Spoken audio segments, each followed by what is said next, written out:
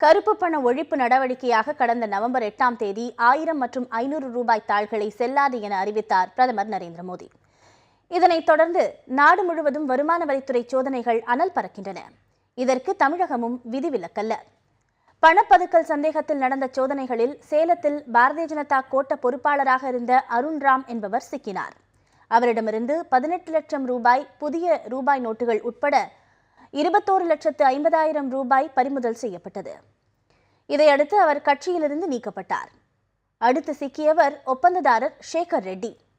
கற்பனையில் கூட நினைக்க முடியாத அளவுக்கு 171 கிலோ தங்கம், 131 கோடி ரூபாய் ரொக்கப்பணம் பறிமுதல் செய்யப்பட்டது. ஒரு வாரத்திற்கும் மேலாக நீடித்த சோதனைகளும் அவற்றில் கிடைத்த ஆவணங்களும் ஆதாரங்களும் இந்தியாவையே அதிர வைத்துள்ளன. இதன் தொடர்ச்சியாக தமிழக தலைமைச் செயலாளராக இருந்த ராமமோகன ராவ் வருமான வரித்துறை சோதனையில் சிக்கியிருக்கிறார். அவருடைய வீட்டிலும் அவரது மகன் மற்றும் உறவினர் வீடுகளிலும் சோதனை நடத்தப்பட்டது.